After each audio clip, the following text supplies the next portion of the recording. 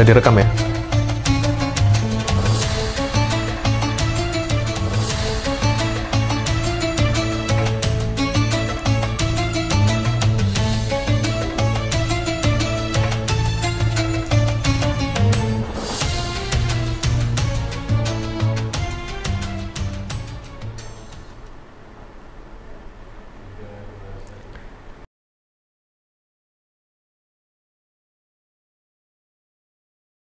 Assalamualaikum warahmatullahi wabarakatuh.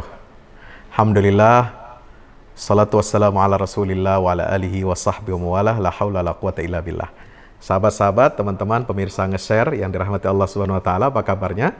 Sudah lama kita tidak mengudara untuk program nge-share kita di tahun 2022 ini. Alhamdulillah, pada awal bulan Sya'ban 1443 Hijriah tahun ini bertepatan hari Jumat tanggal 4 Maret 2022 kita kehadiran tamu istimewa, seorang ulama Palestina yang tinggal dan lama berkecimpung di Istanbul, ya, dan beliau menulis ada ensiklopedi di hadapan sebelah kiri saya.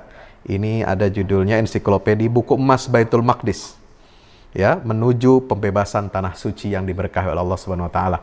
Penulisnya sekaligus editor ahli dan ketua tim penulisan buku ini adalah Profesor Dr. Abdul Fattah Al-Awaisi yang sekarang menjadi tamu nge-share kita pada sore hari ini.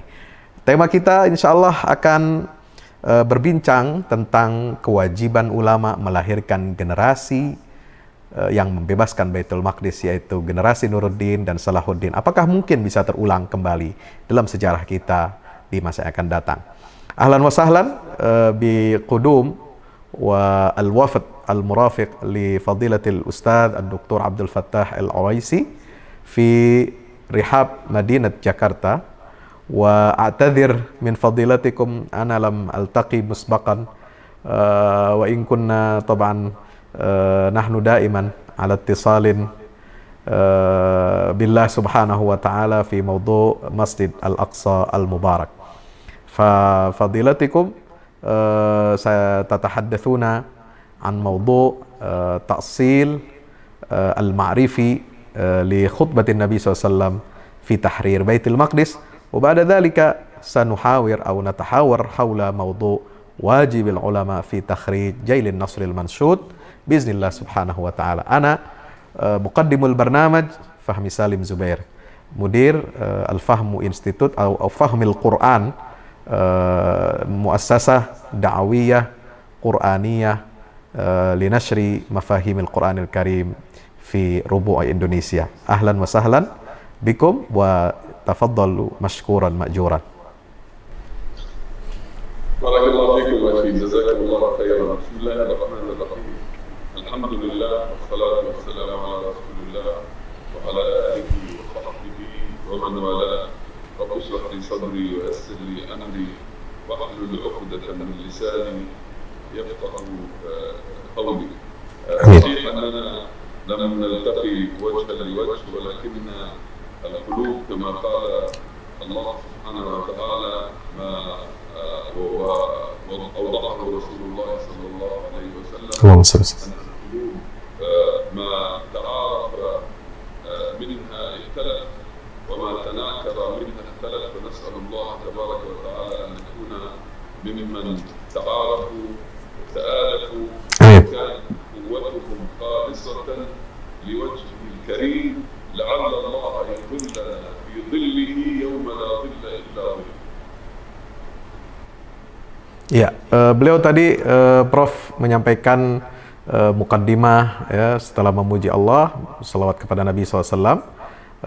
Kemudian beliau menyampaikan betapa beliau sangat bahagia sekali bisa berjumpa dengan sahabat-sahabat Quran, sahabat-sahabat nge-share, ya, kali ini yang membahas tentang perjuangan umat Islam untuk membebaskan Baitul Maqdis. Meskipun kita tidak bertemu secara langsung, tetapi insya Allah kita telah berkenalan satu sama lain karena kita semua adalah hamba Allah yang saling mencintai karena Allah, sesuai dengan hadis Nabi SAW, bahwa ruh-ruh itu adalah ibarat atau seperti tentara-tentara yang teratur, ya, yang saling mengenal, dia akan ta'aluf, dia akan saling berkumpul, dan yang mengingkari dia akan saling menjauh. Fadhal.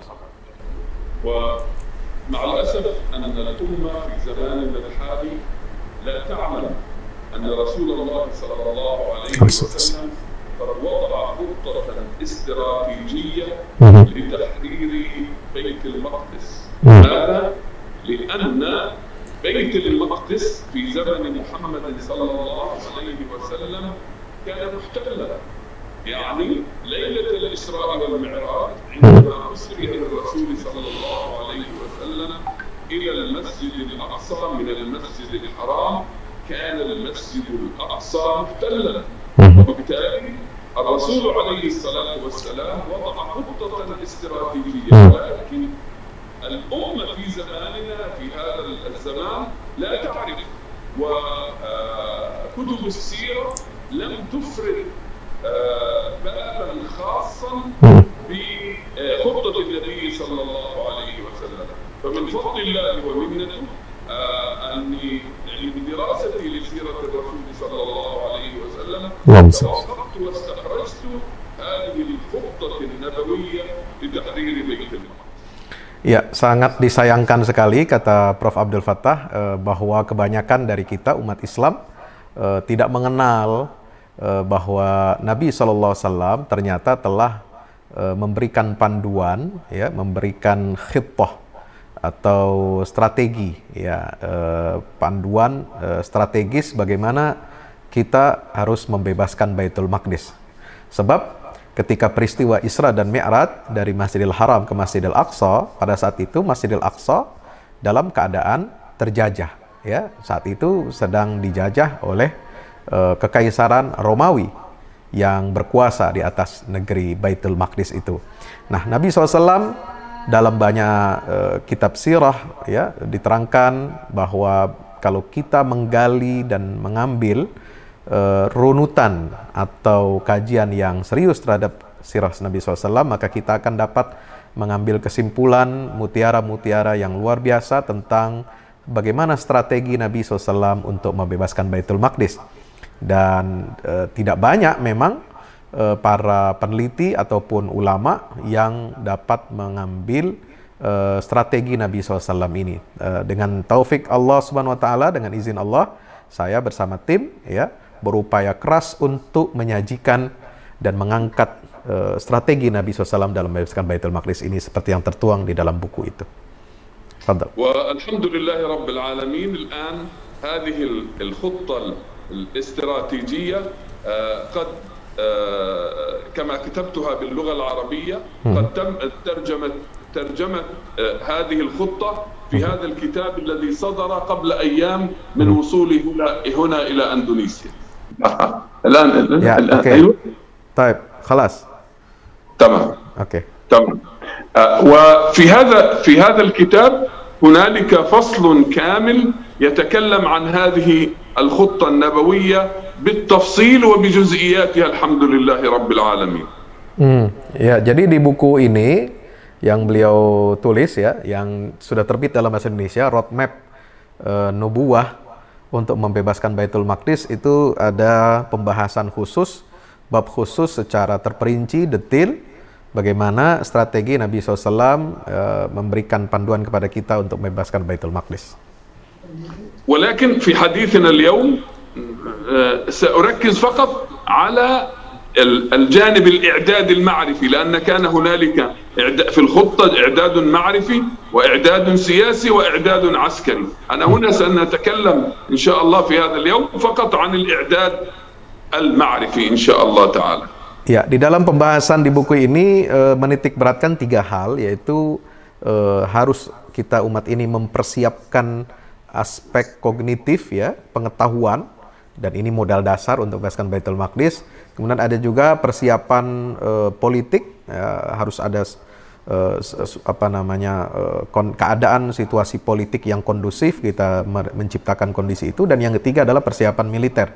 Pada kesempatan kali ini secara ringkas, singkat ya, kita akan fokus kepada bagaimana memberikan penjelasan tentang pentingnya persiapan ilmu ya bagi umat untuk mengenal problem Baitul Maqdis.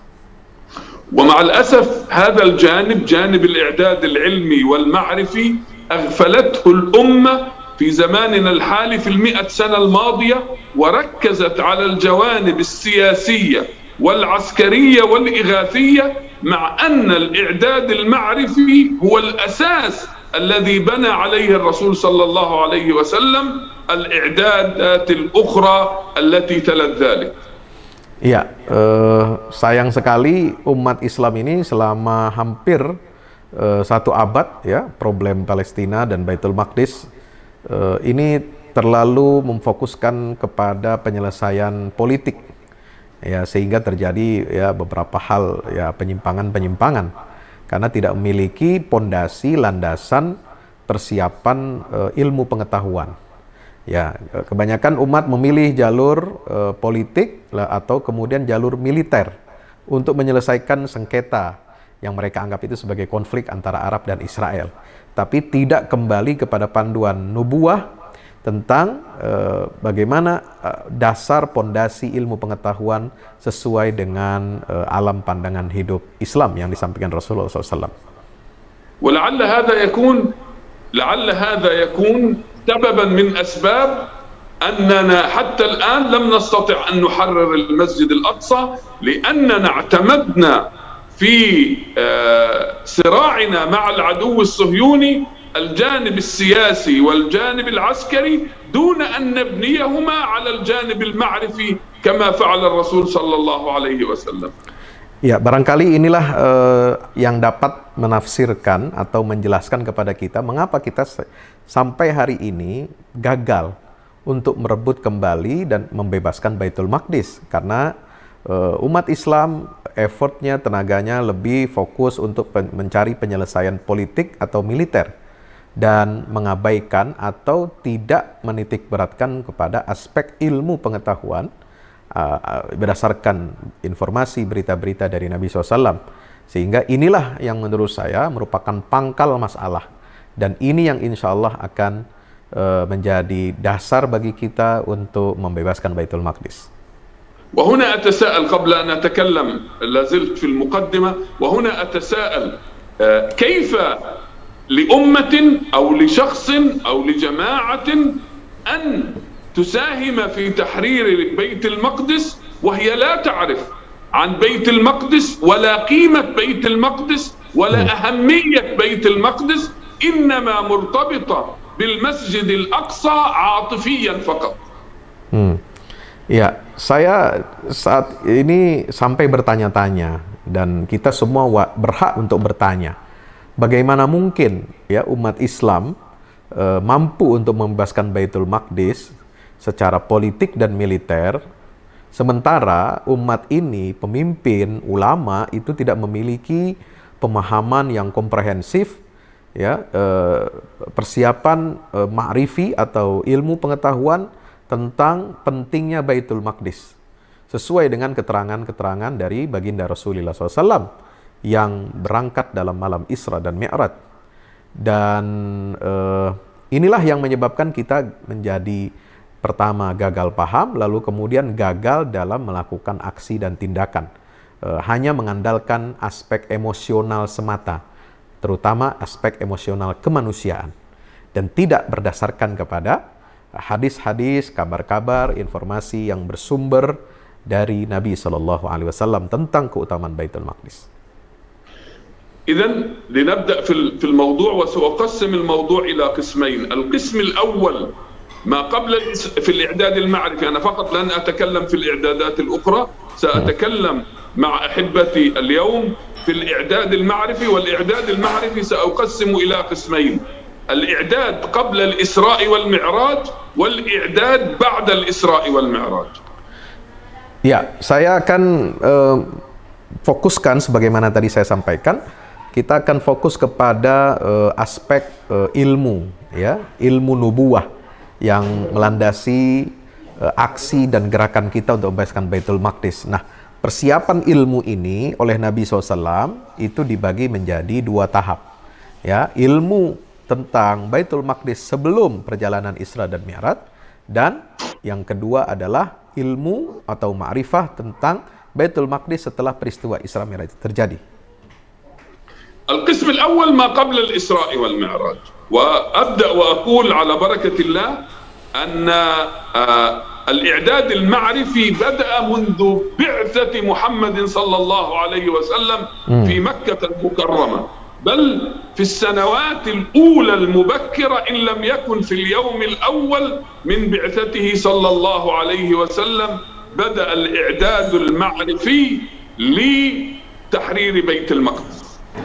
Iya, aspek yang pertama atau tahap pertama untuk strategi nubuah atau roadmap Nabi untuk membebaskan Baitul Maqdis itu adalah terjadi sebelum Isra dan Mi'raj, yaitu di awal-awal atau tahun-tahun pertama beliau sallallahu alaihi wasallam menyampaikan risalah dakwah Islamiyah ini. Bahkan saya tidak berlebihan kalau mengatakan bahwa di hari pertama beliau berdakwah secara terang-terangan, itu beliau sudah menyampaikan atau memberikan panduan tentang roadmap nubuah untuk membebaskan Baitul Maqdis. من خلال أمرين مهمين، الأمر الأول وهو إرساء أسس البناء المعرفي لمركزية الأرض المقدسة وأهميتها، والثاني بناء المنطلقات والمفاهيم والمصطلحات المتعلقة بهذا المكان المبارك المقدس. Nah, di periode pertama ini, apa yang dilakukan oleh Rasulullah adalah membangun kerangka-kerangka, pondasi-pondasi, ya, untuk menjelaskan kepada umat bagaimana keutamaan Baitul Maqdis dan tempat-tempat suci di dalam Islam. Kemudian tahap berikutnya yang kedua adalah bagaimana Rasulullah SAW membangun gerakan, ya, titik tolak untuk melakukan sebuah gerakan yang terarah, terukur, sistematis, ya, untuk menyambut supaya umat ini memiliki ghirah, memiliki semangat, memiliki keyakinan yang kuat tentang pentingnya tempat-tempat suci di dalam Islam. الدراسات الاستراتيجية نقول على أن الأمر يبدأ بما نسميه التفكير الاستراتيجي الذي ينتج عنه التخطيط الاستراتيجي. إذن البداية تكون بالتفكير الاستراتيجي، أي أن الإنسان يفكر استراتيجيا فيؤدي ذلك إلى التخطيط الاستراتيجي. فالفترة المكية أو فترة من بداية البعثة إلى الإسراء والمعراج كانت ما يمكن أن نسميه مرحلة التفكير الاستراتيجي. Ya, periode dakwah di Makkah sebelum Isra Mi'raj, sejak awal kenabian, ya, beliau mendapatkan wahyu sampai Isra Mi'raj, itu apa yang dilakukan oleh Nabi SAW adalah menanamkan pemikiran strategis, ya, kepada umat ini. Ya, dari pemikiran strategis itu nanti akan lahirlah perencanaan strategis.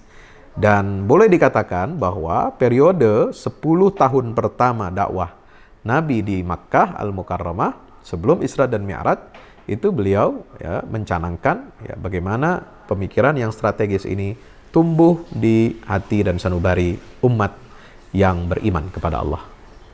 إذن ما قبل الإسراء والمعراج كانت التفكير الاستراتيجي، وكان قد مر أو اعتمد على 3 أواصر أساسية: الرابط الروحي والجانب الديني والجانب السياسي في عملية التفكير الاستراتيجي. Ya, pemikiran strategis yang dilakukan oleh Nabi SAW di periode Makkiyah itu tegak atau berdiri di atas tiga dasar. Yang pertama adalah dasar spiritual, ya, kemudian dasar sensitivitas keberagamaan, dan yang ketiga adalah dasar atau gerakan politik, ya, yang mempersiapkan landasan untuk perencanaan-perencanaan jangka panjang. الرابط الروحي أبدأ أفصل بهما، يعني المقدمة أصبحت طويلة وقد يكون بعض الأخوة قد ملوا من هذه المقدمة، ولكنها مقدمة أساسية ومهمة قبل أن نبدأ بالتفصيل. فأقول أن الرابط الروحي يتمثل في أن القبلة الأولى منذ بداية البعثة كانت إلى المسجد الأقصى، واستمرت في عهد الرسول صلى الله عليه وسلم أطول من القبلة إلى مكة المكرمة التي صلى إليها رسول الله والمستضعفين في بداية الدعوة. Ya, pertama hubungan atau rabita ruhiyah, hubungan spiritual ini dibangun oleh Nabi SAW ketika di Makkah, ya, beliau dalam beribadah, dalam salat itu lebih banyak atau menghadap kiblatnya itu adalah ke Baitul Maqdis.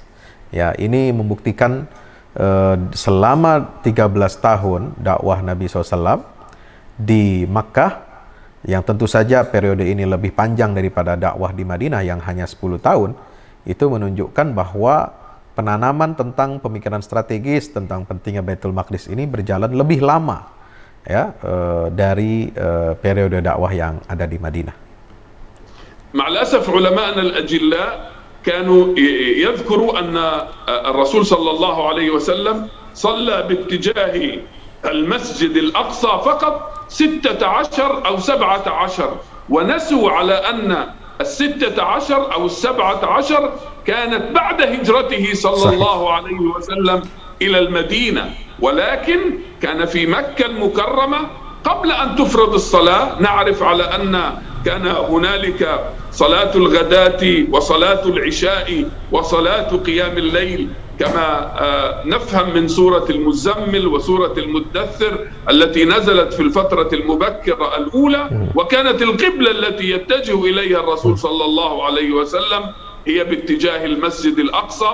فإن حسبنا المدة في المدينة المنورة كانت 16 أو 17 شهرا، وفي مكة المكرمة 13 سنة، يكون القبلة الأولى كانت للمسجد الأقصى 14 سنة ونصف في حياة الرسول صلى الله عليه وسلم. Ya, jadi ikatan spiritual ini bagaimana Nabi SAW selama beribadah di periode Makkah, ya, selama 13 tahun itu, bahkan sebelum Isra Mi'raj ada kewajiban sholat 5 waktu, beliau sudah melaksanakan ibadah sholat. Ada sholat malam, ada sholat isya, ada mungkin juga sholat yang lainnya gitu ya, tapi belum sholat 5 waktu. Itu sejak awal kenabian, ya, di Makkah, tahun pertama kerasulan itu, beliau sudah sholat, ya, sebagaimana kita baca dalam surah Al-Muzammil di penghujung. Ya, surah Al-Muzammil itu ada perintah untuk sholat, membaca Quran dan sebagainya ketika beliau, dan selama 13 tahun di Makkah Al-Mukarramah sebelum hijrah itu menghadap kiblatnya kemana? Ke Baitul Maqdis, baik sebelum maupun setelah peristiwa Isra dan Mi'raj.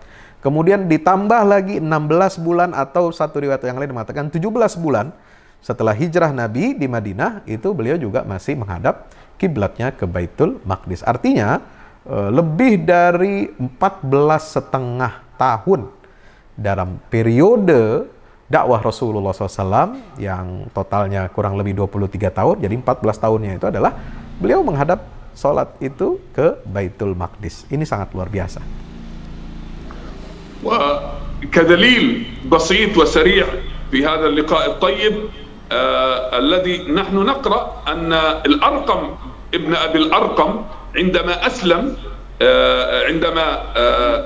أسلم سيدنا عمر، جاء إلى الرسول صلى الله عليه وسلم وقال للرسول عليه الصلاة والسلام أنه يريد الذهاب إلى الأرض المقدسة. ماذا قال له الرسول عليه الصلاة والسلام؟ أفي تجارة؟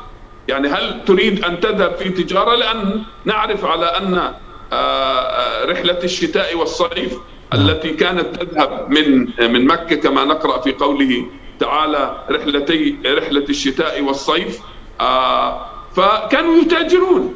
والأرض المقدسة وما كان يعرف في ذلك الزمان بإيلياء كانت جزء من بلاد الشام.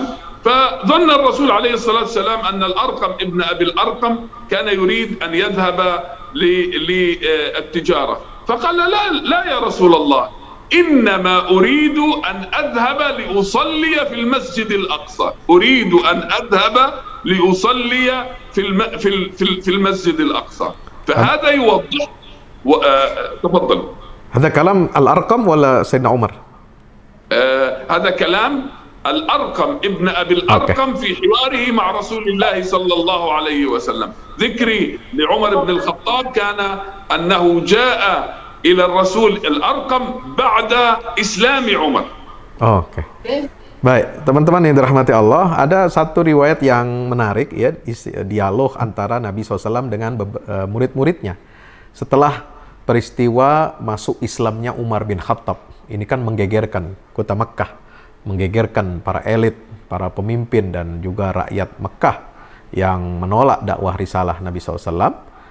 Pada saat itu Nabi SAW ya didatangi oleh seorang anak muda yang di awal bi'sah Rasulullah ya, itu rumahnya itu menjadi madrasah pertama pembinaan murid-murid Nabi SAW, kaum mukmin yang beriman, yang as-sabiqun al-awwalun pertama masuk Islam, yaitu Al-Arqam bin Abil Arqam. Al-Arqam bin Abil Arqam mengutarakan niatnya kepada Rasulullah SAW bahwa saya akan pergi ke negeri atau tempat yang suci, bumi yang diberkahi oleh Allah Subhanahu Wa Taala. Nabi lantas bertanya, apakah kamu hendak pergi ke Masjidil Aqsa atau Baitul Maqdis di negeri Syam itu? Apakah untuk berdagang atau hanya untuk beribadah? Karena kita tahu di masa jahiliyah sampai Rasulullah SAW hidup, tradisi masyarakat Makkah adalah melaksanakan kegiatan aktivitas dagang ya pada musim panas dan musim dingin ya, itu kemana? Ke negeri Yaman dan ke negeri Syam. Nah, Nabi menduga bahwa kepergian Al-Arqam ini mengutarakan niatnya itu untuk berdagang. Ternyata apa jawaban Al-Arqam bin Abil Arqam? Tidak ya Rasulullah, saya tidak ingin berdagang, saya ingin pergi ke sana untuk supaya saya bisa sholat di dalamnya. Karena memang di Mekah pada saat itu tidak bebas untuk melaksanakan ibadah di hadapan orang-orang musyrikin Quraisy. ماذا أجابه الرسول عليه الصلاة والسلام؟ هل سمح له؟ وهذه نقطة أخرى لابد أن ننتبه إليها لعلنا نتعلم منها درسا. هل عندما قال للرسول أني ذاهب أريد أن أصلي في المسجد الأقصى، هل أجاز له الرسول عليه الصلاة والسلام أن يذهب للصلاة في المسجد الأقصى؟ لا، إنما قال له صلها هنا. أين صلها هنا؟ أي ابقى صلي يا أرقم ابن أبي الأرقم هنا في مكة المكرمة باتجاه المسجد الأقصى.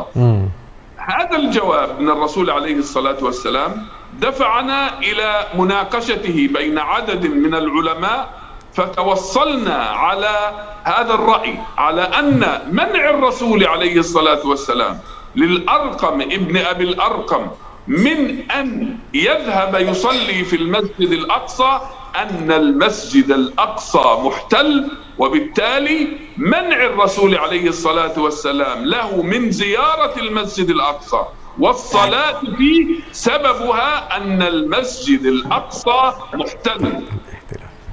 Ya, teman-teman, para pemirsa semuanya, jadi dalam riwayat itu, dialog antara Al-Arqam, sahabat Nabi, dengan Rasulullah SAW ini, ketika ditanya, engkau ingin ke sana untuk apa? Berdagang atau ingin apa? Dijawab, ya saya ingin beribadah, saya ingin sholat di sana. Lalu kemudian ternyata Rasulullah dalam jawabannya tidak mengizinkan Al-Arqam bin Abil Arqam untuk pergi ke Ilya, ke Baitul Maqdis untuk sholat di sana. Ya, dan ada diskusi di antara para ulama ya, dalam beberapa kitab mereka mengatakan bahwa larangan atau Nabi mencegah Al-Arqam bin Abil Arqam itu untuk pergi ke Baitul Maqdis, pertama itu membuktikan bahwasanya ya, Nabi mengatakan tidak usah kamu ke sana, sholat saja di sini, tetaplah di sini, tapi sholatmu itu nanti menghadap Baitul Maqdis. Itu yang pertama, bahwa membuktikan sebelum Isra Mi'raj, karena Islamnya Umar bin Khattab itu terjadi sebelum Isra dan Mi'raj, itu menunjukkan bahwa Rasulullah sudah mengajarkan sholat, tapi belum sholat 5 waktu. Dan sholat itu menghadap Baitul Maqdis, seperti jawaban Nabi kepada Al-Arqam. Lalu kemudian sebab yang kedua kenapa Rasulullah melarang Al-Arqam untuk pergi ke sana, yaitu karena pada saat itu Masjidil Aqsa itu berada statusnya di bawah penjajahan kerajaan Romawi. وهنالك في الكتاب روايات أخرى حدثت في المدينة المنورة مع الرسول عليه الصلاة والسلام، كأحد الصحابة نذر إن شفاه الله أن يذهب يصلي في المسجد الأقصى، وأيضا في المدينة المنورة إحدى الصحابيات نذرت أن تصلي في المسجد الأقصى، فجاءت إلى أم المؤمنين تسألها فأشارت إليها أيضا أن تصلي مكانها ولا تذهب. جميع هذه الروايات الأخرى المناقشة في الكتاب جعلتني أصل إلى نتيجة على أن زيارة المسجد الأقصى وهو تحت الاحتلال لا تجوز، بل يجب على الأمة أن هذه العاطفة لتحرير المسجد الأقصى تحولها إلى خطة استراتيجية حتى تحرر المسجد الأقصى، فندخل إلى المسجد الأقصى محررين.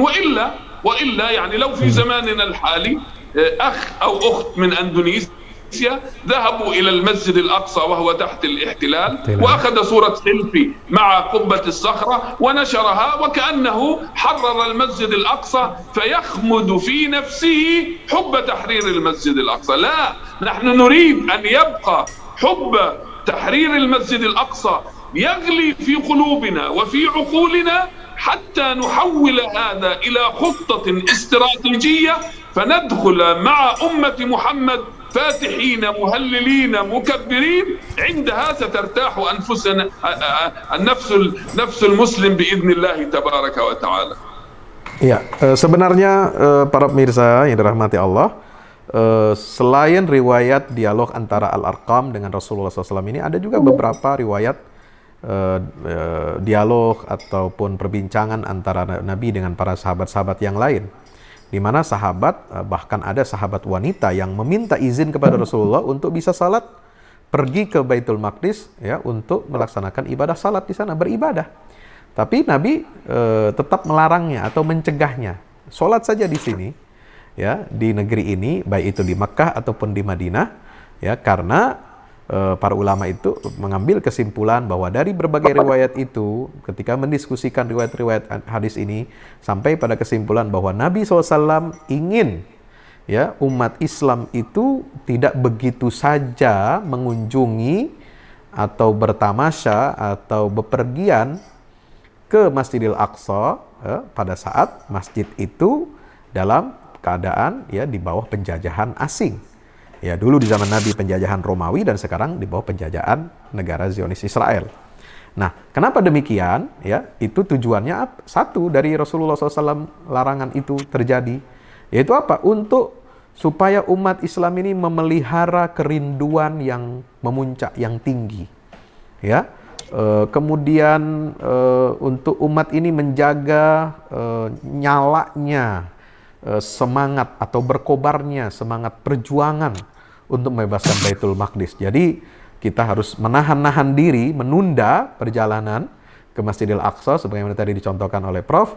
Ada grup rombongan dari Indonesia setelah umroh itu diziarah tur ke Masjidil Aqsa, seolah-olah Masjidil Aqsa itu tidak sedang dalam keadaan berduka, tidak sedang dijajah, padahal kondisi sebenarnya adalah dalam penjajahan. Dan banyak dari umat Islam yang datang ke Masjidil Aqsa sekedar berfoto-foto, bisa sholat di sana, tapi juga ikut memberikan kontribusi, membayar visa atau beli souvenir dari negara Zionis Israel. هو الجانب الديني أو الجانب العقدي. نعرف على أن القرآن المكي الذي نزل في مكة المكرمة على قلب الرسول صلى الله عليه وسلم إنما ليثبت العقيدة في قلوب المسلمين، فنجد الآيات والسور التي نزلت في مكة المكرمة كلها محورها يتركز حول تثبيت العقيدة في قلوب المسلمين. ونجد على أن الآيات والسور المتعلقة ببيت المقدس نزلت في مكة المكرمة، وبالتالي ارتبط أمر بيت المقدس بعقيدة المسلمين المبكرة وهم في مكة المكرمة. Ya, setelah ini ada ikatan, bukan hanya ikatan tempat ya, atau spiritual, tetapi juga ada ikatan jalinan akidah. Aspek akidah ini yang sangat penting, di mana turun ayat-ayat tentang Baitul Maqdis ya, itu pada periode Makkiyah, sehingga hubungan antara umat yang beriman ya di Makkah ini dengan Baitul Maqdis itu adalah hubungan yang sangat spesial, hubungan yang sangat istimewa ya dari sisi aspek akidah dan keimanan kepada Allah Subhanahu wa taala. نأخذ على سبيل المثال سورة يوسف نزلت في عام الحزن، عام الحزن أي العام الذي توفي السند السياسي للرسول صلى الله عليه وسلم عمه أبو طالب وزوجته حبيبته أم المؤمنين خديجة رضي الله عنها. سورة مريم التي تتكلم عن مريم عليها السلام وزكريا ويحيى عليهما السلام ومعيشتهما في المسجد الأقصى وفي بيت المقدس وفي الأرض المقدسة. سورة طه التي كانت سبب إسلام عمر بن الخطاب نزلت أيضا في مكة المكرمة. سورة التين كما يقول أستاذنا وشيخنا الدكتور أحمد نوفل أستاذ التفسير في الجامعة الأردنية، سورة التين نزلت في السنة الخامسة للبعثة النبوية، كان محورها المسجد الأقصى المبارك والأماكن المقدسة الأخرى. سورة الإسراء نزلت أيضا في مكة المكرمة.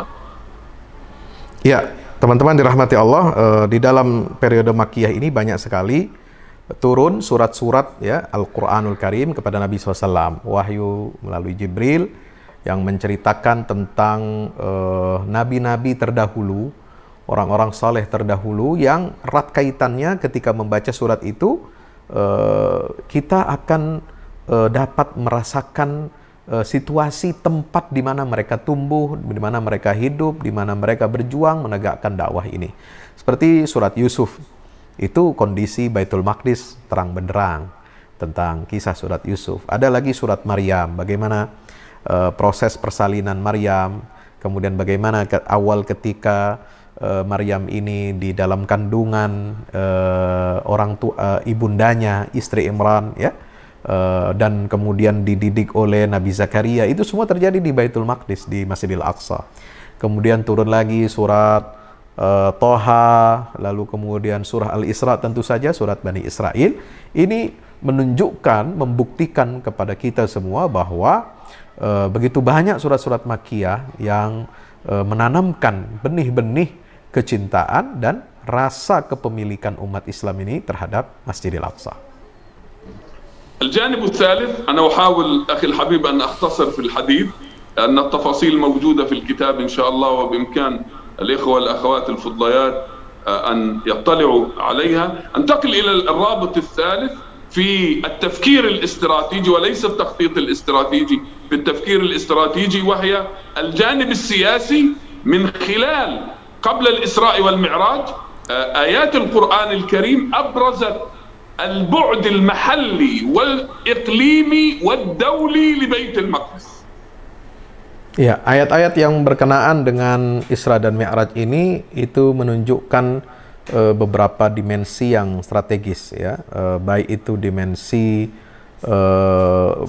kewilayahan atau regional, kondisi bagaimana konflik antara umat Islam dengan Kekaisaran Romawi Timur, juga ada dengan Kekaisaran Persia yang berupaya juga untuk merebut Baitul Maqdis. Juga ada dimensi-dimensi yang bersifat internasional atau global. Ya, semua ini disampaikan oleh Al-Quran di surat-surat itu dengan sangat menarik, sehingga perlu bagi kita untuk mengkaji dan mengambil inspirasi untuk kita membuat sebuah perencanaan yang strategis untuk membebaskan Baitul Maqdis.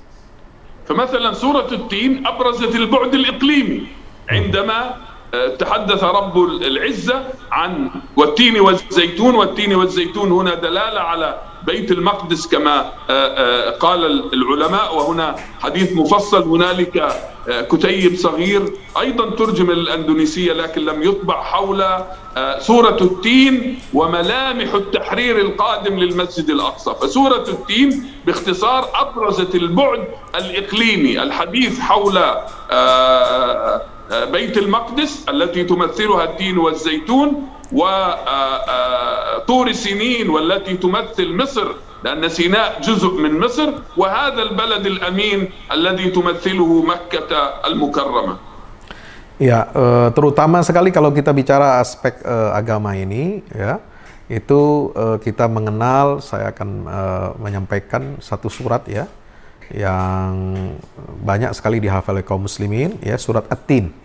Surat At-Tin ini menunjukkan dimensi regional, ya, kewilayahan yang mengikat antara 3 tempat suci, yaitu Baitul Maqdis, kemudian negeri Syam dan negeri Makkah Al-Mukarramah.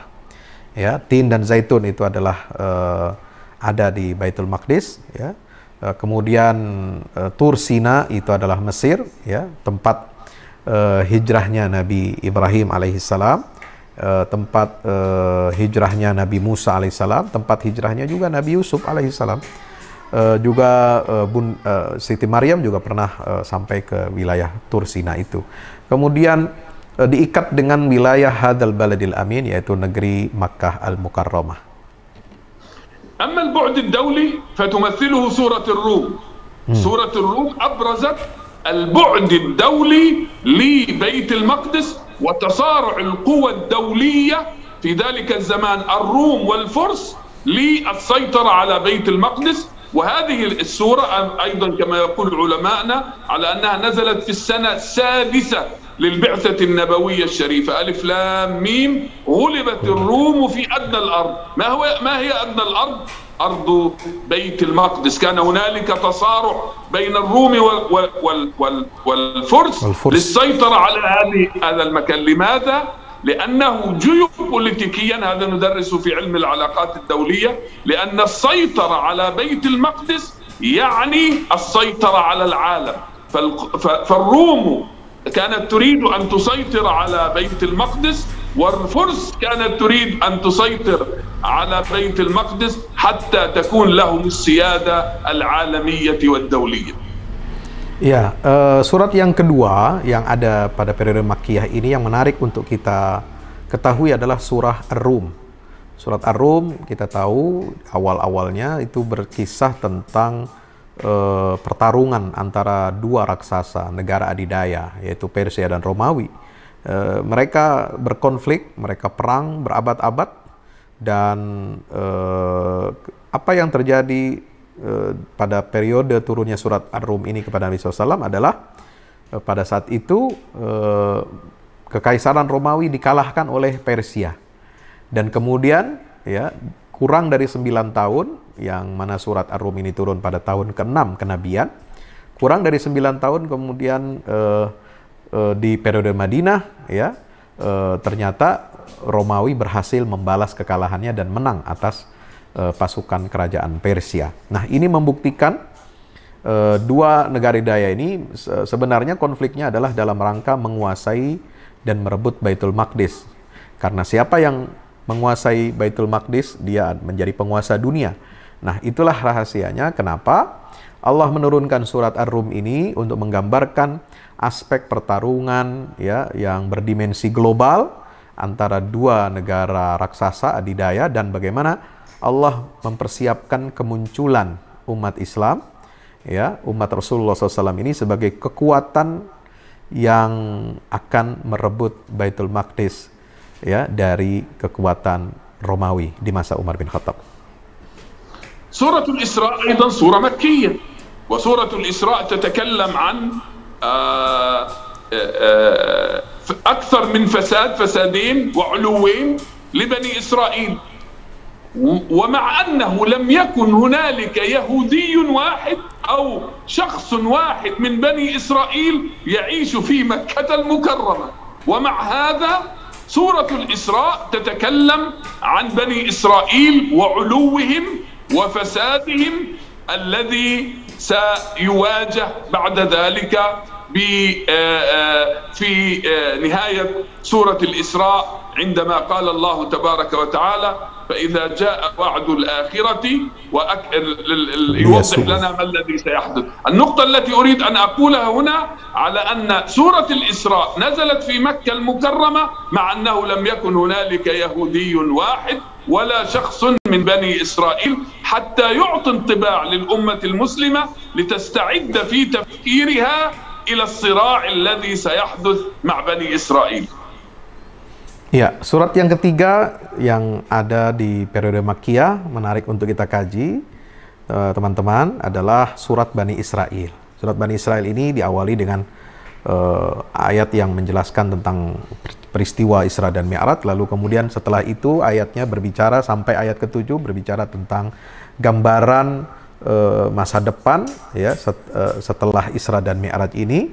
Allah menggambarkan bahwasanya Bani Israel yang akan menjadi tantangan dakwah Islam di Madinah setelah Nabi hijrah, itu akan melakukan dua kali kerusakan. Ya, kerusakan yang pertama terjadi di zaman Rasulullah hidup di Madinah, yaitu mereka menentang, mereka menolak risalah Islam, ya, dan enggan untuk beriman kepada Al-Quranul Karim dan percaya kepada risalah Nabi Muhammad SAW. Sehingga kerusakan ini lalu dihukum oleh Allah Subhanahu wa Ta'ala bahwa mereka akan dikuasai oleh atau dikalahkan oleh umat Islam. Dan kerusakan yang kedua itu sebagaimana disebut dalam ayat 7 surat Bani Israel, di mana mereka akan mengalami kesombongan dua kali. Sebelumnya mereka diberikan kekuasaan, diberikan harta kekayaan, lalu kemudian mereka ingkar dan sombong, in ahsantum, itu kemudian mereka dihukum oleh Allah dengan lahirnya generasi umat Islam yang akan mengalahkan mereka dan menghancurkan kesombongan mereka. Dan itu ada di dalam akhir surat Al-Isra, ya.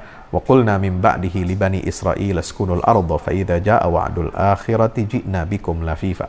Demikian. ننتقل الآن إلى الشق الثاني من حديثنا إليكم إخواني وأخواتي، إلى الشق الثاني، وهو أن ننتقل. هذا كان التفكير الاستراتيجي الذي أسس للتفكير الاستراتيجي. نأتي الآن نناقش التخطيط الاستراتيجي الذي بني على هذا التفكير الاستراتيجي بعد ليلة الإسراء والمعراج. Ya, kemudian kita akan pindah kepada pemikiran strategis, ya, setelah surat-surat yang tadi kita sebut itu turun sebelum Isra Mi'raj. Nah, peralihan ke tahap berikutnya ini adalah ketika terjadi peristiwa Isra dan Mi'raj Nabi kita Muhammad SAW. النقطة الأولى في التخطيط الاستراتيجي النبوي، القرآن الكريم أسمى المنطقة بالأرض المقدسة كما ورد في القرآن الكريم. الرسول عليه الصلاة والسلام أراد أن يعطي اسما جديدا للمنطقة. لماذا؟ لأنه يريد أن يبني الخطة الاستراتيجية على مصطلحات جديدة. عندما تكون هذا الإسلام كان الدين الجديد الذي جاء في قريش، ولم يكن بمعنى دين جديد، فدين الأنبياء من قبلنا كان دين الإسلام، ولكن أقصد بالجزيرة العربية هذا كان دين جديد، وبالتالي هو بحاجة إلى مصطلحاته. المنطقة كانت تعرف من الرومان بإيلياء أهل مكة يعرفونها بإيلياء، فأراد الرسول عليه الصلاة والسلام أن يعطي اسما جديدا دالا على هذه المنطقة مبنيا على تصور إسلامي فأسماها بيت المقدس. Ya, berikutnya Nabi SAW memberikan nama baru sesuai dengan wahyu dari Allah Subhanahu wa Ta'ala, membersihkan wilayah Yerusalem, wilayah negeri Syam ini yang pusatnya adalah Masjidil Aqsa, itu dengan nama baru, ya, menghilangkan sisa-sisa daripada pengaruh dari kerajaan Romawi selama berabad-abad dikuasai. Nah, saatnya berpindah, beralih kepada kekuasaan umat Islam yang sudah diprediksi, ya, oleh Nabi SAW, maka Nabi SAW memberikan wilayah itu dengan nama baru sesuai dengan alam pandangan hidup wahyu, yaitu Al-Islam, Al-Quranul Karim. Dan Nabi memberikan nama itu adalah Baitul Maqdis, menggantikan nama pra-Islam, ya, yang sering biasa disebut di peta sejarah dunia sebelum Islam, itu adalah Ilya. Ilya itu adalah istilah untuk Baitul Maqdis, ya, pada zaman kekuasaan Romawi Timur. Nah, inilah nama Baitul Maqdis yang dipilih oleh Nabi SAW untuk memberikan nama yang baru untuk tempat yang diberkahi oleh Allah Subhanahu wa taala itu. Idzan al-khutwa al-ma'rifiyyah at-ta'sisiyyah الأولى، وهذه كلمات مهمة، الخطوة المعرفية التأسيسية الأولى للرسول صلى الله عليه وسلم ضمن خطته الاستراتيجية كانت إعطاء مفهوم ومصطلح نبوي جديد لهذه الأرض. Jadi langkah yang pertama untuk menguatkan pondasi ilmu pengetahuan bagi umat Islam terhadap masalah Baitul Maqdis ini adalah beliau memberikan sebuah konsepsi istilah baru dari Nabi SAW, ya, untuk menanamkan betapa sucinya, betapa sakralnya wilayah Masjidil Aqsa, negeri yang diberkahi oleh Allah Subhanahu wa taala itu. Dan ini tidak bisa kita pandang remeh, dan itu memiliki makna yang sangat strategis. لأن الرسول عليه الصلاة والسلام كان يريد أن يؤسس بكلمة أو بمصطلح أو بمفهوم بيت المقدس، يؤسس أولا لحجر الأساس للبناء المعرفي حول بيت المقدس، والسبب الثاني ليكون هذا المصطلح هو عبارة عن النواة الأولى لتأسيس تصور ورؤية ومرجعية وهوية وروح جديدة للأرض المقدسة. Ya, pemberian nama yang baru ini, ya, kita katakan sebagai satu yang strategis. Ini adalah merupakan tunas yang sangat penting, ya, untuk memberikan definisi baru, identitas baru, ya, yang bersih dari noda-noda kekufuran dan kemusyrikan yang selama berabad-abad, ya, itu telah dirusak oleh kekuasaan asing, ya, yang kufur terhadap Allah Subhanahu wa taala di Baitul Maqdis, yaitu Ilya. Nah, ini kemudian dikikis. Jadi inilah proses yang disebut dengan islamisasi. Ya, islamisasi cara pikir, cara pandang, termasuk juga istilah baru, nama, itu sangat strategis untuk menanamkan aspek ilmu bagi kaum muslimin, yaitu dengan islamisasi nama, islamisasi wilayah, identitas, dan menimbulkan semangat yang baru. وهذا المصطلح والمفهوم يؤصل به الرسول صلى الله عليه وسلم لتشكيل الرواية الإسلامية المتكاملة والمتميزة والخاصة بأمة الإسلام كخطوة مركزية في الإعداد للفتح لبيت المقدس. Ya, luar biasa. Jadi disinilah berpikir strategisnya Rasulullah SAW, ya, dengan membentuk riwayat atau versi sejarah yang Islami, ya, versi sejarah Islam. Jadi seolah-olah Rasulullah ingin menulis ulang sejarah Baitul Maqdis agar kembali kepada akarnya, ya, di zaman dahulu sebagai pusat dakwahnya para nabi dan rasul dari kalangan Bani Israel sejak keturunan Nabi Ibrahim, lalu Ishak, dan seterusnya. Jadi ini merupakan contoh bagaimana cara berpikir strategisnya Nabi SAW, jangka panjang, ya, memberikan istilah-istilah baru itu untuk dalam rangka menguatkan riwayat, ya, versi sejarah Islam sesuai dengan garis wahyu ya sejak zaman Nabi Adam sampai Rasulullah sallallahu alaihi wasallam. عندما درسنا حديث الرسول صلى الله عليه وسلم لم نجد الرسول عليه الصلاة والسلام قال ولو لمرة واحدة يتيمة كلمة القدس، لم ترد كلمة القدس على لسان الرسول صلى الله عليه وسلم، فكل ما ورد كلمة بيت المقدس بيت المقدس بيت المقدس.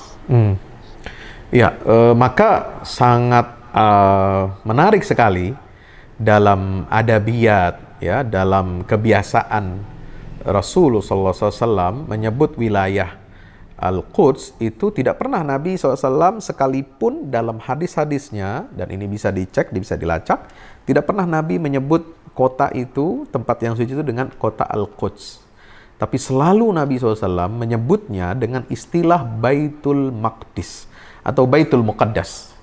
Nah, ini sangat menarik ya, dan inilah yang menjadi fokus kajian kami. إذن إن كنا نحب محمد صلى الله عليه وسلم فعلينا أن نحيي هذه السنة الميتة، علينا أن نردد بدل أن نردد القدس نردد بيت المقدس حبا في رسول الله صلى الله عليه وسلم وتقربا منه لعل الله يفتح لنا بها أبوابا جديدة. Maka kami menghimbau kepada seluruh kaum muslimin untuk membiasakan ya sebutan ya atau nama untuk wilayah kota suci Yerusalem atau Al-Quds itu harus kita biasakan, kita ganti ya itu dengan istilah berasal dari Nabi SAW, yaitu Baitul Maqdis ya, sebagai bukti tanda cinta kita kepada Rasulullah SAW. Sebagaimana umat Islam tidak pernah lagi menyebut nama Yathrib untuk Madinah Al-Munawwarah, tapi Nabi selalu menyebutnya Madinah. Nah, seperti itu pula wilayah Ilya, wilayah Yerusalem, ya, itu tidak pernah disebut oleh Nabi SAW. Tapi Nabi menyebutnya dengan nama yang tegas, yaitu Baitul Maqdis.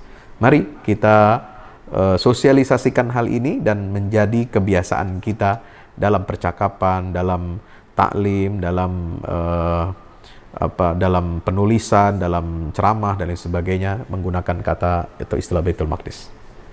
ولهذا علينا ألا نخجل. لماذا أعداؤنا لا يخجلون من أن يطلقوا ألفاظهم ومصطلحاتهم ونحن نخجل أن نستعمل مصطلحاتنا الإسلامية؟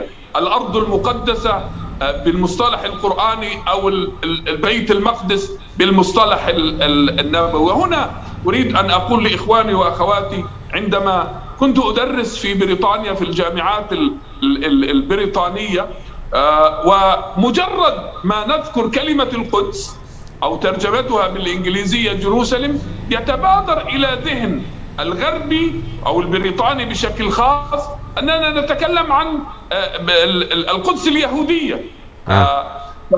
ففكرنا كيف يمكن أن نغزوهم بمصطلحنا، نغزوهم، وأنا أقول هنا نغزوهم بمصطلحنا حتى نثبته باللغة الإنجليزية. فوجدنا أن أفضل ترجمة باللغة الإنجليزية لكلمة بيت المقدس أن نضيف كلمة إسلامك، بدل أن نقول جيروسالم نقول إسلامك جيروسالم، وبالتالي نفرض مصطلحنا عليهم، لأن الذي يتبادر للذهن الغربي هو عندما تقول القدس اليهودية، فعندما أضفنا إليها إسلامك بدأ العقل الغربي ينتبه على أن هنالك جانب إسلامي خاص بهذه البقعة المباركة. وبفضل الله ومنته نجحنا في أن تصدر شهادات ماجستير ودكتوراه بهذا المسمى في الجامعات البريطانية.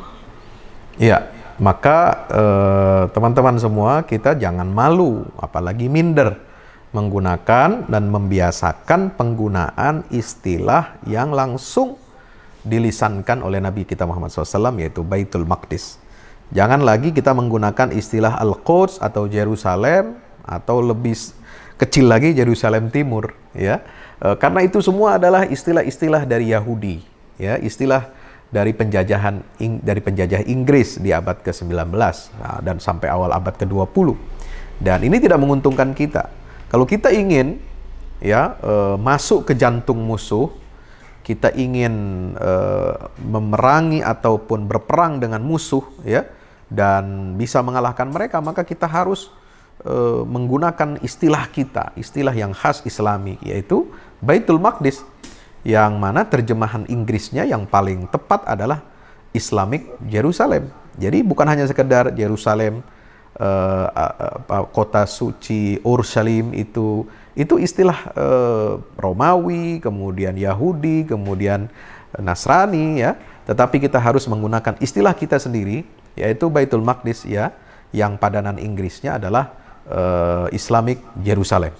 Nah, kami telah berusaha di berbagai perguruan tinggi, ya, ketika ingin meluluskan, ya, mahasiswa-mahasiswa pasca sarjana S2 atau S3 menulis tentang situasi atau kondisi Yerusalem, ya, kita haruskan untuk menggunakan istilah Islamic Jerusalem atau Baitul Maqdis sebagaimana sabda Nabi SAW.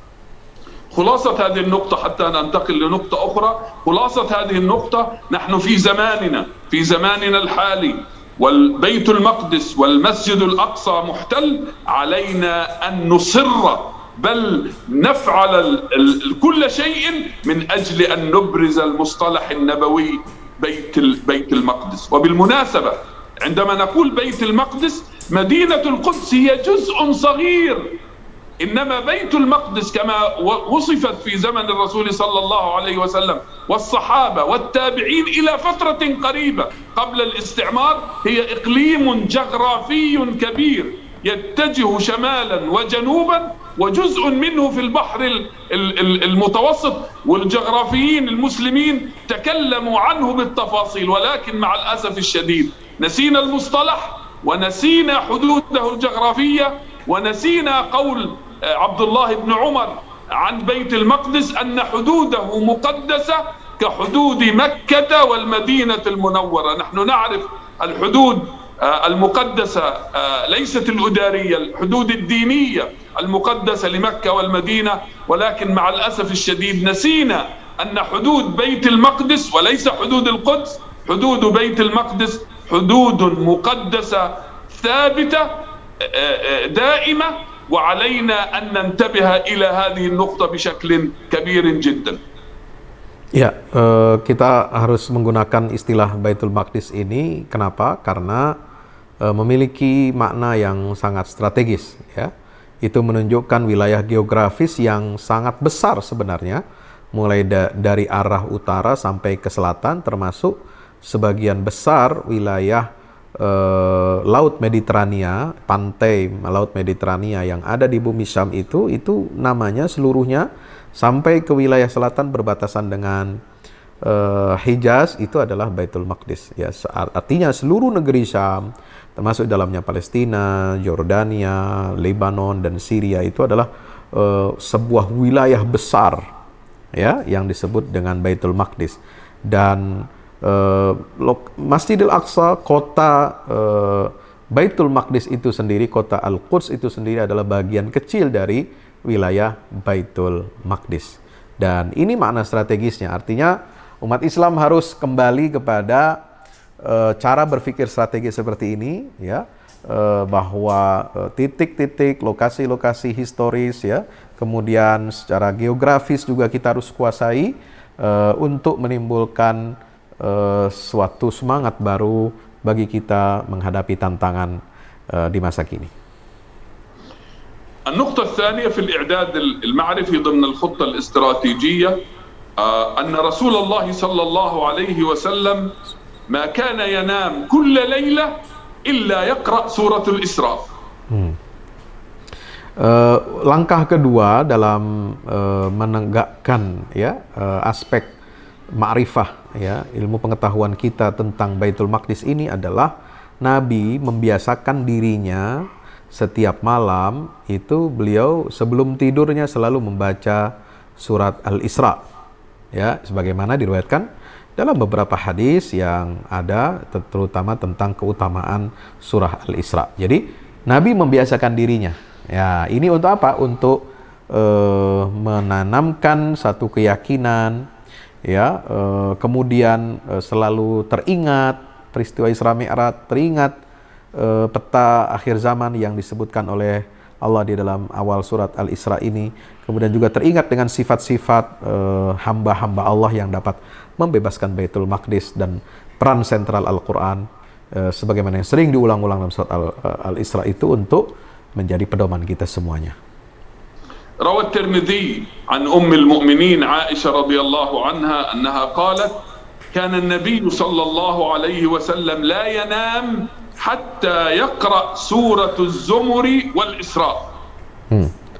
Dalam hadis yang diriwayatkan oleh Ummul Mukminin Aisyah radhiyallahu anha, ya, bahwasanya dari pengamatan, ya, istri Rasul Aisyah radhiyallahu anha, bahwasanya Nabi tidak pernah tidur malam, ya, kecuali sebelum tidur itu beliau membaca 2 surat, yaitu surat Az-Zumar dan surah Al-Isra atau Bani Israel.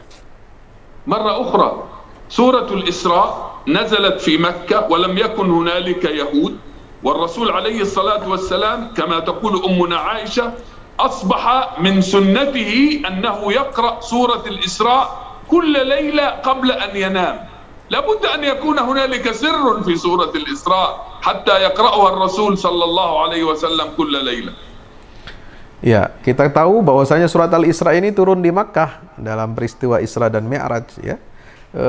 Saat itu di Makkah tidak ada komunitas Yahudi dan Nabi juga tidak tahu atau belum tahu bahwa beliau akan hijrah ke Madinah atas perintah Allah Ta'ala, di mana di situ ada komunitas Yahudi.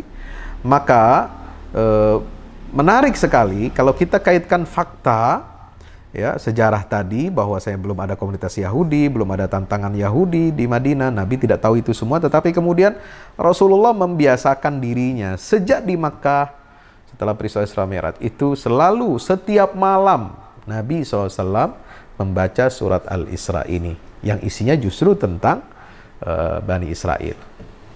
Suratul Isra tarsimu ma'alim at-tahrir li Baitul Maqdis wa lil Masjidil Aqsa. سورة الإسراء تتكلم عن جيل التحرير وصفات جيل التحرير. سورة الإسراء قراءة سورة الإسراء كل ليلة تترك تأثيرا نفسيا في عقل ووجدان كل من يريد أن يعمل لتحرير المسجد الأقصى. ولهذا هذه سنة منسية، كما أن مصطلح بيت المقدس في زماننا سنة منسية عن رسول الله صلى الله عليه وسلم، فإن قراءة سورة الإسراء كل ليلة لنا في زماننا ونحن نستعد لتحرير المسجد الأقصى أيضا سنة منسية، وعلينا وعلى من يعمل للمسجد الأقصى أن يحيي هذه السنة في نفسه وفي أهله كل ليلة. Ya, ternyata memang ada sunnah yang kita lupakan atau dilupakan oleh kaum muslimin, yaitu sunnah Nabi setiap malam sebelum tidur membaca surat Al-Isra ini. Kenapa Rasulullah sering membaca surat Al-Isra ini setiap malam sebelum tidurnya? Pasti ada rahasia besar di balik itu semua. Yang jelas, setelah kita lakukan pengkajian terhadap surat Al-Isra ini, itu memuat, ya, dan memetakan ma'alim tahrir, yaitu rambu-rambu, ya, milestones kalau istilah kita itu, titik-titik bagaimana kita akan membebaskan Baitul Maqdis, langkah-langkahnya yang strategis. Kemudian surat Al-Isra juga menggambarkan secara detail sifat-sifat dari generasi terbaik umat yang akan membebaskan Baitul Maqdis. Ya, ini semua menjadi satu rahasia, ya, yang harus kita sampaikan kepada kaum muslimin, yang kita sosialisasikan secara massal, dan kita harus hidupkan sunnah yang sudah dilupakan oleh kaum muslimin ini. Insya Allah ini akan menjadi titik tolak kita, menguatkan spiritual kita, menguatkan aspek ilmu kita terhadap pentingnya pembebasan Baitul Maqdis. La'alli ataltu alaikum. ويعني هنالك نقاط أخرى لا زالت في موضوع الإعداد المعرفي والخطة الاستراتيجية تتمثل في بث الأمل والبشارات من الرسول عليه الصلاة والسلام بفتح بيت المقدس، وأيضا كيف أصبحت مادة حوارية للصحابة. ولكن لعلي هذا يكون في أماكن أخرى نتكلم عنها. لعلي الآن أصل إلى الخلاصة حول الإعداد المعرفي والخطة النبوية للاستراتيجية لتحرير بيت المقدس. Ya, setelah kita berkelana ya menyampaikan aspek-aspek historis, ya aspek-aspek spiritual, kemudian kebiasaan-kebiasaan Rasulullah SAW dalam menyusun dan membangun roadmap pembebasan Baitul Maqdis, maka kita akan sampai kepada kesimpulan pada kajian kita kali ini. إذن الإعداد المعرفي كخلاصة لحديثنا اليوم، الإعداد المعرفي ضمن خطة الرسول صلى الله عليه وسلم لم ينقطع حتى بعد أن بدأ الرسول العمل العسكري والسياسي في السنة السادسة للهجرة النبوية. Ya, kesimpulannya adalah persiapan ya ilmu yang matang tentang pentingnya Baitul Maqdis inilah yang selalu ditanamkan oleh Nabi SAW sejak periode Makkiyah sampai periode Madaniyah, di mana aspek ilmu ini, ya landasan ilmu yang benar, ya gambaran ilmu yang benar, ya untuk membentuk suatu akidah, keyakinan, semangat perjuangan umat Islam inilah yang menjadi landasan atau menjadi kunci untuk membuka atau membebaskan Baitul Maqdis secara politik dan militer. بمعنى أن التمهيد ما أسميه التفكير الاستراتيجي والإعداد المعرفي التخطيط الاستراتيجي استغرق المدة الأطول في الخطة النبوية الشريفة. Sehingga tidak berlebihan kalau kita mengatakan aspek penanaman ya ilmu yang benar, i'dad ma'rifah yang benar terhadap Baitul Maqdis yang berdampak, yang harus kita munculkan dalam sisi aspek spiritual, keimanan, menghidupkan sunnah yang tadi sudah disampaikan panjang lebar. Inilah yang menjadi periode atau fase yang terlama dalam penegakan upaya bagaimana Rasulullah menyusun roadmap membebaskan Baitul Maqdis. Inilah periode yang sangat krusial, tahapan-tahapan yang sangat krusial, yang sangat penting. Karena memakan waktu yang cukup lama. Bayangkan sejak awal masa kenabian, tahun pertama kenabian, lalu dilanjut ke Isra Mi'raj, dilanjutkan hijrah Nabi, sampai tahun ke-6 Hijriah di Madinah, barulah Nabi menerapkan ya solusi dari sisi apa? Aspek kemiliteran dan aspek politik. فالتمهيد لتمهيد أو ما أسميه التفكير الاستراتيجي بالعلم والمعرفة استغرق 11 سنة اللي هي من بداية البعثة إلى الإسراء والمعراج. التخطيط الاستراتيجي المعرفي ابتدأ منذ الإسراء والمعراج ولم يتوقف حتى بعد بداية الإعداد السياسي والعسكري، واستمر هذا الإعداد المعرفي حتى وفاة الرسول صلى الله عليه وسلم. Ya, jadi kalau kita petakan ya, persiapan ilmu ini dengan pemikiran strategis yang dicontohkan oleh Nabi SAW itu selama 11 tahun. Dari awal sampai tahun ke-11 kenabian, peristiwa Isra Mi'raj. Nah, setelah Isra Mi'raj mulailah Nabi melakukan sebuah perencanaan strategis, ya. Dan perencanaan strategis itu dari tahun 11 kenabian, peristiwa Isra Mi'raj, sampai di awal ya eksekusi ya solusi militer dan politik di tahun ke-6 Hijriah. Bahkan tidak hanya perencanaan strategis, tetapi juga aspek pemikiran strategis tadi itu terus mewarnai dan terus menggerakkan semangat umat Islam sampai wafatnya Rasulullah Sallallahu Alaihi Wasallam. Idzan كلمة أخيرة كخلاصة أن المعرفة والمعرفة أنا لم أفسر ما الذي أقصده بالمعرفة هنا. المعرفة أعلى من العلم. عندنا العلم بمعنى الفهم والمعرفة بمعنى الإدراك، فالفهم والإدراك كان أضحت العلم والمعرفة القاعدة الأساسية أو المثلث لهرم التحرير. وهذا درس مهم لنا في زماننا الحالي.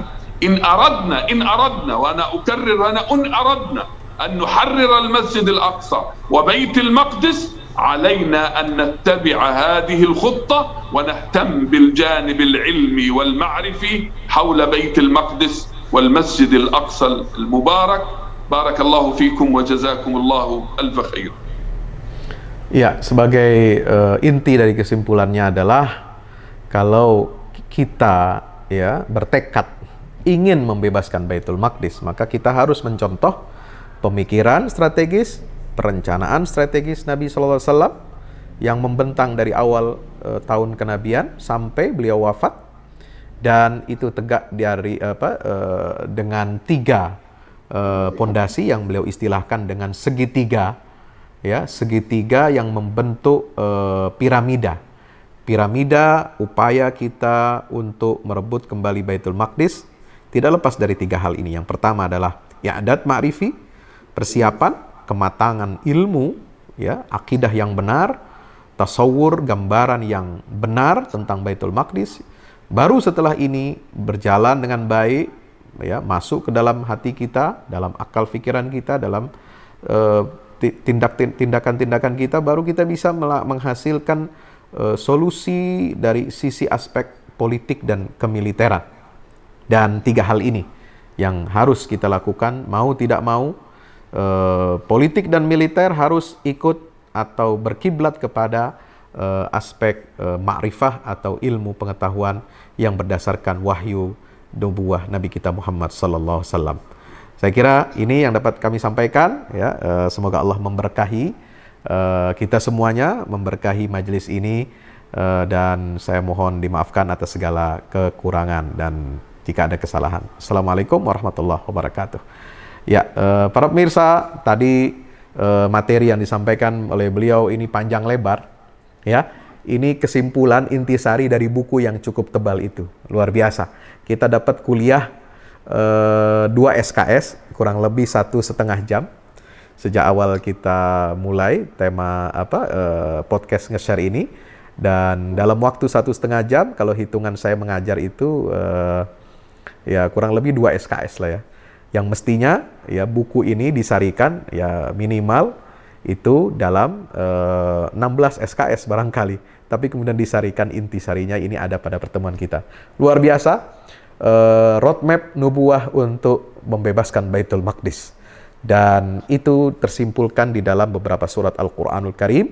Maka ayo kita hidupkan kembali sunnah Rasul yang dilupakan oleh umat Islam, ya, bukan sunnah poligami aja, ya, bukan sunnah puasa Senin Kamis aja nih, bukan sunnah pakai cincin, nah, tapi sunnah yang dilupakan oleh Nabi SAW.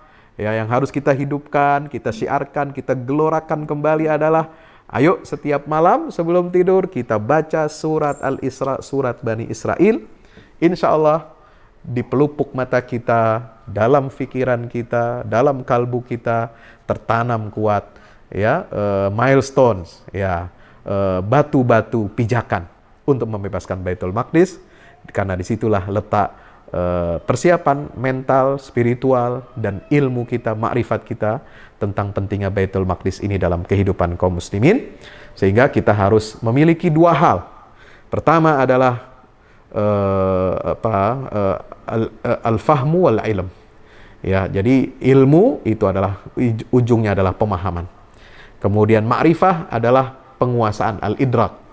Maka itu saya bersama kawan-kawan ya membangun sebuah institusi lembaga dakwah Quran ini, namanya adalah Al-Fahmu Institute, untuk kita bisa memahami aspek makrifah ini sangat penting sekali.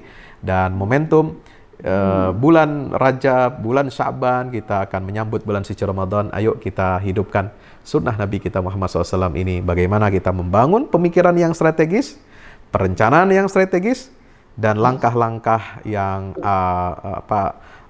langkah-langkah aplikatif ya melalui tadabbur surat Al-Isra. Insya Allah ini semua yang akan mengantarkan kita umat Islam bangkit dan akan membebaskan Baitul Maqdis. Sekali lagi terima kasih kepada Profesor Dr. Abdul Fattah Al-Awaisi, ya, tamu kita, tamu istimewa nge-share.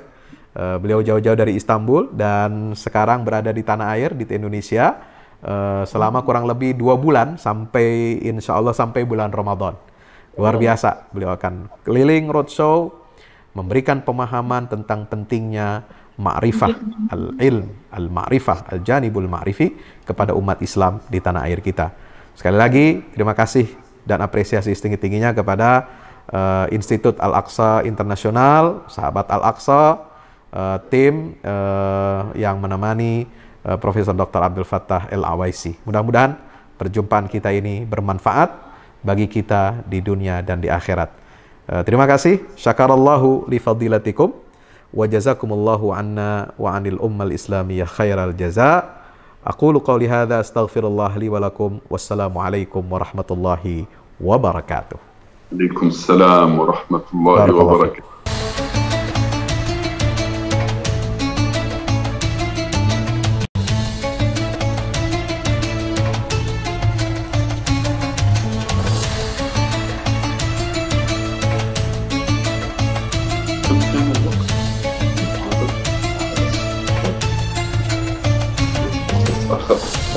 رفعت الرصاص لما تتكلم.